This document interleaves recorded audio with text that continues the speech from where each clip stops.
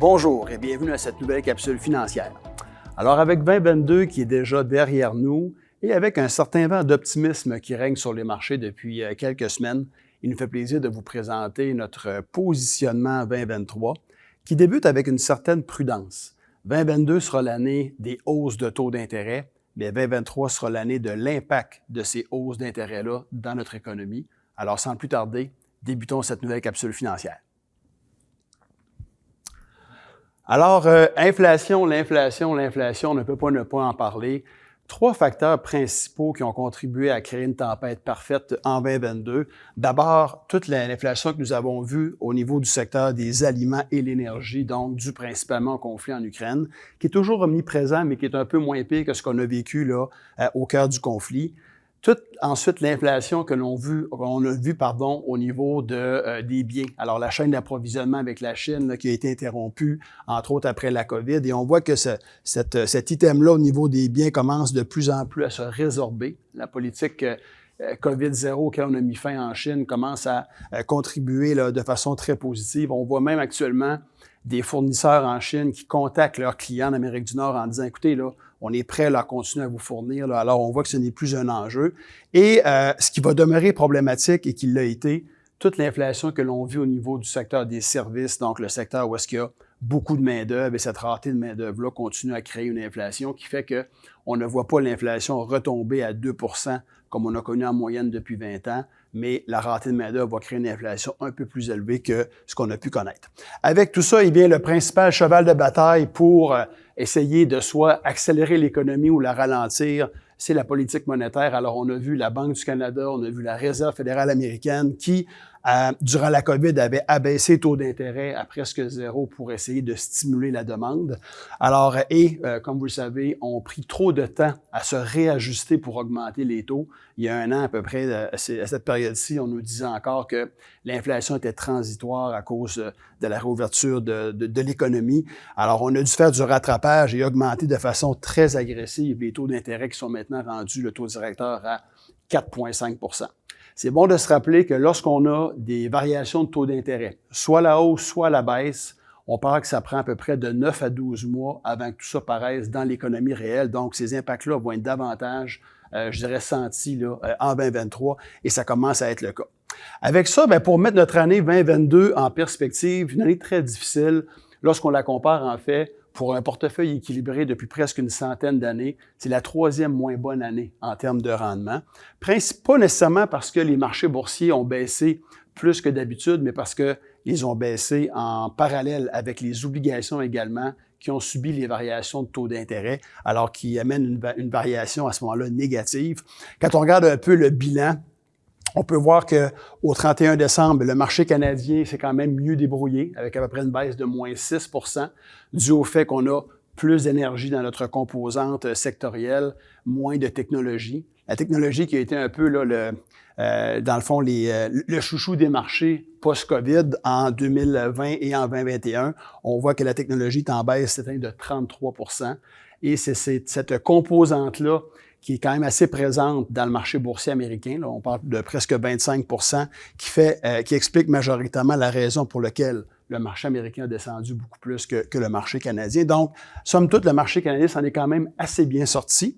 Et bien, toute cette volatilité-là a fait que l'appétit pour le risque a disparu durant les derniers mois.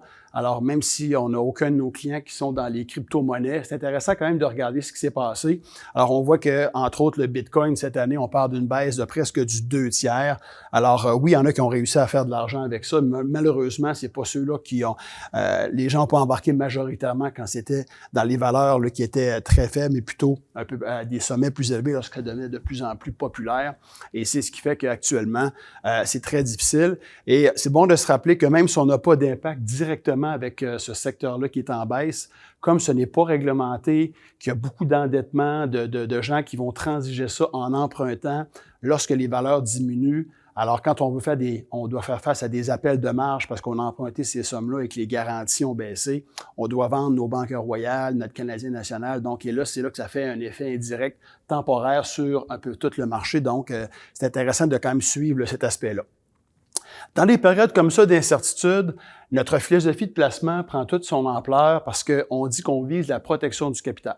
Alors, c'est intéressant de le dire, mais la philosophie, quand on regarde dans les vrais faits, c'est de dire, lorsque tout va bien, si tout le monde fait du 10 si tu veux faire du 12 et du 15 dans ces périodes-là, tu vas prendre trop de risques. C'est lorsque ça va mal que tu veux moins perdre, donc protéger le portefeuille à ce moment-là. On appelle ça la capture à la baisse. Et vous pouvez voir que quand vous regardez l'ensemble de nos sous-stratégies qui, dans le fond, émanent de notre comité de placement, on peut voir là, à titre d'exemple, qu'un portefeuille 50-50, donc en obligations et en actions, par rapport à des indices qui ont baissé en moyenne de moins 10,4 on voit qu'on ne peut pas se cacher au complet parce que c'est passé cette année, mais on a quand même des baisses d'une ampleur beaucoup moins importante. On voit également chacune de nos sous-stratégies qui, par rapport à son indice de référence, a réussi à apporter entre 3 et presque 5 de valeur ajoutée par rapport à nos indices, à l'exception des actions internationales qui, du fait qu'on n'a pas d'énergie fossile dans nos portefeuilles et que l'énergie a quand même été un secteur très intéressant là, en 2022, on a une légère sous-performance là, à ce niveau-là. Avec ça, eh bien, quand on regarde un peu plus par rapport aux perspectives 2023, eh bien, on peut déjà commencer à avoir un ralentissement au niveau de l'immobilier. Alors, on peut voir, par exemple, ici, ça, c'est les ventes de maisons existantes. Alors, on voit qu'aux États-Unis, on est passé d'un rythme, là, qu'il n'y a pas longtemps, ils se vendaient environ 550 000 résidences mensuellement et on est rendu autour d'à peu près là, 350 000 à l'heure actuelle.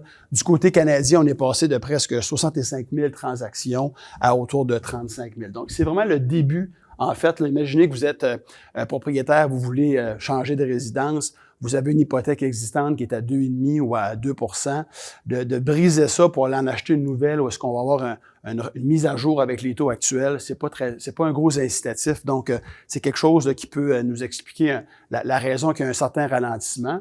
Et c'est pas facile de réussir à trouver le bon moment qu'on va être rendu dans le creux des marchés parce que le creux des marchés boursiers, c'est très émotif là, quand il y a beaucoup de volatilité. Mais on peut faire un parallèle ici en vous montrant 4 épisodes où les marchés boursiers avaient atteint leur creux et faire le parallèle avec 4 moments où les mises en chantier, la construction de nouvelles résidences, ont également atteint leur creux. Et ça nous permet d'arriver à la conclusion que pour que les marchés boursiers arrivent à leur creux, il faut que les mises en chantier arrivent à leur creux et qu'on sente qu'il y a une tendance qui revient positive. Et pour nous, c'est sûrement pas aujourd'hui qu'on est rendu là avec ce que je viens de vous montrer là un peu plus tôt. Donc, ça prend de la patience à l'heure actuelle. On ne pense pas que les marchés, le pire est derrière nous. Peut-être ce qu'on a vécu à l'automne, mais il restera certainement encore de la volatilité là, au cours des prochains mois. Pour également faire un certain comparatif entre le marché immobilier canadien et américain, on peut voir en reculant des années 2000 qu'une résidence canadienne a eu une croissance de presque 200 alors que chez nos voisins du Sud, on parle d'une augmentation de 80 Donc, comment on peut expliquer dans une économie aussi interreliée la différence? C'est surtout du fait qu'on se rappelle qu'en 2008, lorsqu'on a vécu la crise financière, on a eu un remède aux États-Unis qui a été de baisser le taux d'intérêt à presque zéro. Au Canada, on n'a pas vécu cette crise immobilière-là, pas parce qu'on est plus fin, mais c'est parce qu'on avait une réglementation qui était plus sévère, qui ne l'a pas permis. Et donc, par le fait, ça l'a surstimulé le marché immobilier canadien avec les baisses de taux d'intérêt, ce qui fait qu'aujourd'hui, c'est bon de savoir que s'il y a un impact négatif qui arrive dans l'immobilier, il va se faire sentir de façon plus importante au Canada, à l'exception que si on réussit à livrer les 500 000 immigrés annuels qui vont arriver au Canada, ça peut soutenir, parce qu'il y a plus d'immigration proportionnellement au Canada qu'aux États-Unis, ça peut soutenir que ces gens-là vont avoir besoin de résidence et donc que les prix demeurent à des niveaux quand même assez intéressants. Ce qui est certain, c'est que lorsqu'on regarde l'endettement américain des ménages par rapport aux Canadiens, pour quelqu'un qui gagne, par exemple, 100 000 $ par année aux États-Unis, on parle qu'on a un taux d'endettement de 120 000, donc 120 alors qu'au Canada, pour le même 100 000 de revenus, on est rendu à 200 000 donc d'endettement. Donc, c'est sûr que les impacts de hausse de taux d'intérêt vont faire un peu plus mal au Canada et donc c'est un facteur qui va être à surveiller. Avec tout ça, eh bien, quand on regarde un peu, comme je le disais d'entrée de jeu, le vent d'optimisme qu'il y a sur les marchés, c'est bon de constater que quand on regarde les chiffres, le creux qu'on a connu l'année passée, au mois de septembre, les marchés boursiers étaient à moins 26 un niveau intéressant, vous allez voir un peu plus loin qu'on en a profité. Alors aujourd'hui, on est rendu à peu près autour de moins 17 avec la hausse des dernières semaines. Et on se rappelle que lorsqu'on vit une récession, c'est plus du moins 36. Alors, il faut juste constater ici que c'est pas vrai qu'aujourd'hui, la baisse des marchés actuellement tient compte qu'une récession arrive. On est plus dans un scénario qui tient compte d'un atterrissage en douceur qui n'est pas notre scénario de base avec ce que je vous disais tantôt dans l'immobilier. On dit souvent que quand la construction va, tout va. Pour l'instant, ça va demeurer quand même assez tranquille. En septembre, justement, lorsqu'on a atteint, dans la dernière capsule qu'on vous a présentée, on vous disait que le niveau de pessimisme était tellement important que c'est souvent là qu'on va dénicher les meilleures opportunités. Donc, il y avait une possibilité de transiger à ce moment-là. On avait vu à ce moment-là que dans les dernières semaines, dans les derniers mois, à chaque fois qu'on arrive à un niveau de pessimisme qui est extrême, c'est souvent là qu'on va créer des creux de marché. C'est ce qui fait qu'on a voulu en profiter avec la liquidité tactique dans vos portefeuilles qu'on avait mis de côté durant 2022. Et ça a été une bonne chose. On voit qu'on a vécu à date en 2022, en fait, dans ce cycle actuel, 4 faux rebonds. Lorsqu'on est arrivé en septembre avec une baisse de moins 26, on attendait une baisse de moins 25 pour utiliser une partie de notre liquidité tactique pour investir, et c'est ce que nous avons fait pour nos clients qui sont en gestion discrétionnaire. Concrètement, le 23 septembre, on a acheté un fonds négocié en bourse de la Banque de Montréal qui composait du marché boursier américain, le SP500, et on a rapidement pris un gain le 15 novembre là-dessus, un profit de 9%.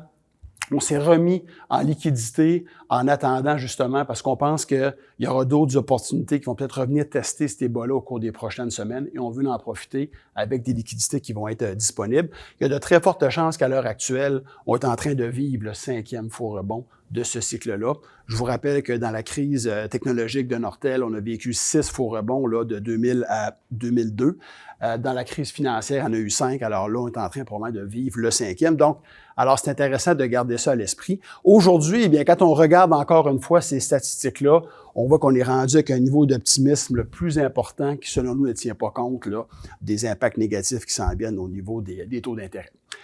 C'est bon aussi de constater que dans la case des choses plus positives, bien, on sort quand même d'une période post-COVID où est-ce qu'on a accumulé, si vous vous souvenez, une épargne additionnelle au niveau des ménages. Alors, on n'a pas voyagé, on n'a pas été au restaurant, on a certaines dépenses qu'on n'a pas fait. On a ramassé un bon coussin d'épargne qui est toujours présent aujourd'hui. Il a commencé à diminuer à cause, justement, de l'inflation qu'on a connue, mais il est encore présent, ce qui fait que, est-ce qu'on aura, si jamais on a une récession, est-ce qu'elle sera lourde et douloureuse? Peut-être pas, parce qu'on a un consommateur qui est en bonne santé financière. L'autre chose aussi, dans la récession, si on en vit une, qui va peut-être être un petit peu différent, c'est que il y aura sûrement moins de mise à pied qu'on voit habituellement parce qu'on est déjà en manque de main-d'œuvre, donc on va peut-être vouloir essayer de conserver les gens que nous avons sous notre emploi pour être capable d'être prêts pour la reprise. Et donc, s'il y a moins de gens qui perdent leur job, ben la consommation va moins diminuer, ce qui fait que ça pourrait être une récession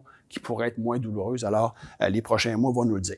Autre facteur intéressant, lorsqu'on regarde ce qu'on appelle le cycle présidentiel américain. Alors, on sait que le cycle dure 4 ans. Historiquement, c'est quand la meilleure année du cycle présidentiel pour le marché boursier, c'est la 3e. Alors, on est en train de préparer la réélection, les cadeaux vont arriver dans l'économie, on va avoir un vent d'eau de la part de nos politiciens et on peut voir qu'en moyenne, si les marchés boursiers américains font une moyenne de 10% à long terme, la 3e année, on parle plus d'une performance de 13%. Et surprenamment, c'est lorsque c'est un président démocrate au pouvoir qu'on a un rendement qui est plus élevé qu'une présidence républicaine, n'en déplaise à M. Trump. Donc ça, c'est un petit peu un vent de dos que nous avons par rapport à en 2023.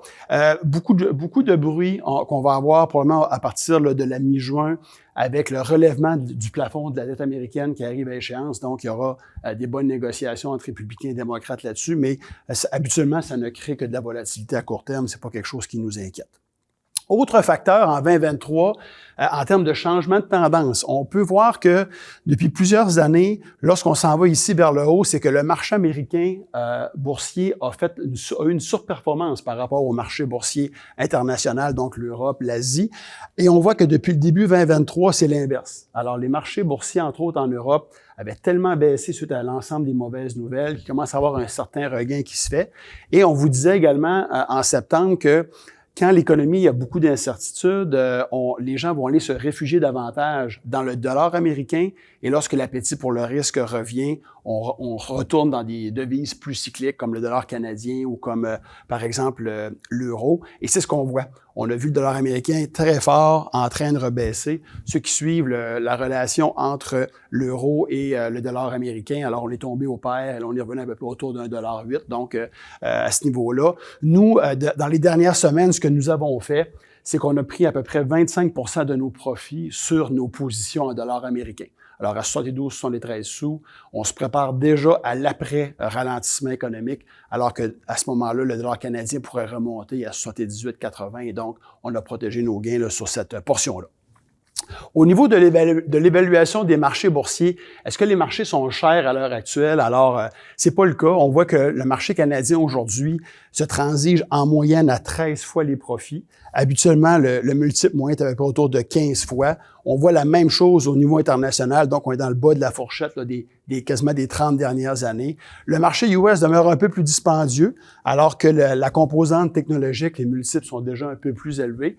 Et pour peut-être comprendre un peu plus en détail, là, c'est quoi l'évaluation de ces multiples-là, je vous fais un bref exemple. Imaginez que vous êtes propriétaire d'une épicerie.